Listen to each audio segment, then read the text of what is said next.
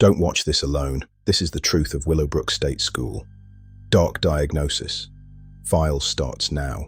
January 6, 1972, inside a small diner on Staten Island.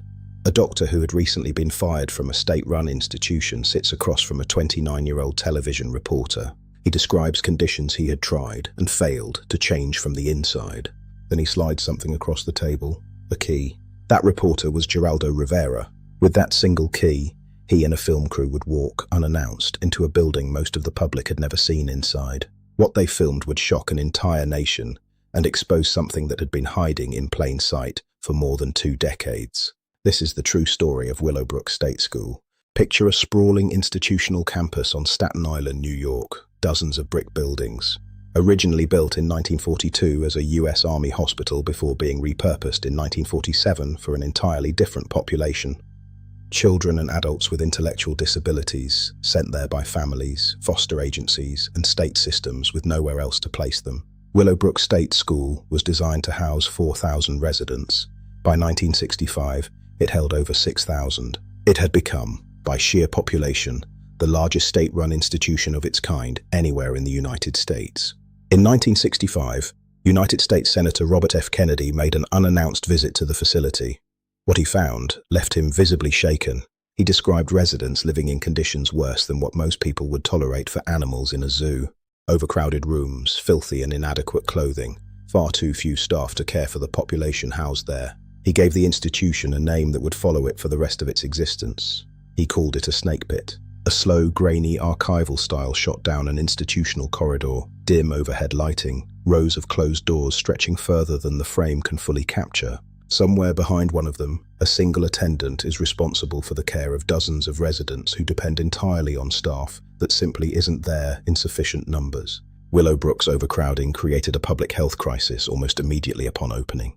Outbreaks of hepatitis, primarily hepatitis A, became common throughout its early years of operation, spreading rapidly through unsanitary, densely packed living conditions. Rather than focusing entirely on prevention, medical researchers saw an unsettling opportunity. A physician named Dr. Saul Krugman began studying the disease directly using Willowbrook's residents, finding that hepatitis developed in roughly 90% of children shortly after they were admitted to the institution. In exchange for admission, parents were asked to sign consent forms permitting certain medical procedures that, in retrospect, amounted to deliberately exposing children to a disease.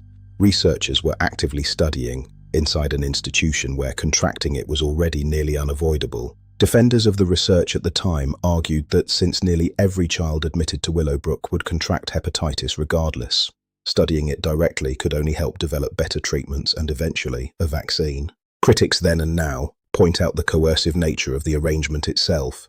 Parents desperate for placement for their children, presented with consent forms they may not have fully understood, inside a system that offered no genuine alternative if they refused. For years, the worst of what was happening inside Willowbrook remained hidden from the public through carefully managed visiting hours and restricted access to most buildings. Families who visited saw only what administrators allowed them to see. The full picture, the overcrowded wards, the residents left unattended for hours, the near-total absence of meaningful care or education, stayed concealed behind those limited viewing windows for decades. That concealment is precisely what made Geraldo Rivera's 1972 exposé so devastating when it finally aired. Footage captured inside Building 6 showed children lying naked on floors in pools of their own waste, rocking and moaning, completely unattended by staff for extended stretches of time. These weren't isolated, exceptional incidents caught on a particularly bad day. Survivors and former staff later confirmed these images represented Willowbrook's ordinary, everyday reality. The broadcast aired first on local New York television before being picked up nationally by ABC. Viewers who tuned in expecting a routine news segment instead saw images many later described as unforgettable. The kind of footage that, once seen, fundamentally altered how an entire generation understood what could be happening inside institutions meant to provide care. Letters and calls poured into the station in numbers the news team hadn't anticipated. Many from families of current or former Willowbrook residents who said, for the first time, someone outside the institution finally understood what they had been trying to describe for years. A close, still shot of an old case file folder, edges worn, a date stamp from decades earlier, barely legible. Inside, the kind of bureaucratic paperwork that, for over 20 years, quietly recorded a system functioning exactly as it had been allowed to function, without sufficient oversight, without sufficient consequence. One historian who later studied Willowbrook's history offered a particularly unsettling observation, that the institution hadn't failed by accident. It had functioned, for decades, almost exactly as it had been designed and permitted to function. The horror wasn't a singular breakdown. It was the predictable, sustained outcome of an entire system built without enough accountability to ever correct itself. Following Rivera's broadcast, public outrage was immediate and overwhelming. Musicians John Lennon and Yoko Ono organized a benefit concert specifically in response to the footage, performing 2 sold-out shows to raise both funds and awareness. Legal advocates filed suit against the state of New York on behalf of Willowbrook's residents, leading to a landmark 1975 consent judgment that mandated significant improvements to the facility and, crucially, established a path toward community-based care rather than continued institutionalization. The lawsuit itself, formerly known as New York State Association for Retarded Children versus Rockefeller, became one of the most consequential disability rights cases in American legal history. It established, for the first time in a binding court order, that institutionalized individuals had an enforceable right to a safe environment and to treatment that moved them toward greater independence rather than simply warehousing them indefinitely. The case dragged on for years afterward, with the state repeatedly falling short of court-mandated benchmarks, requiring ongoing litigation just to enforce the very protections the original judgment had promised. The case's legal impact extended far beyond Willowbrook itself. It became a foundational precedent for disability rights nationwide, directly contributing to the Federal Civil Rights of Institutionalized Persons Act, passed in 1980, legislation that remains a cornerstone of legal protection for institutionalized individuals across the entire country. Willowbrook officially closed its doors in 1987, 15 years after Rivera's exposé first aired, following years of court-mandated improvements that consistently fell short of what residents and their families had been promised.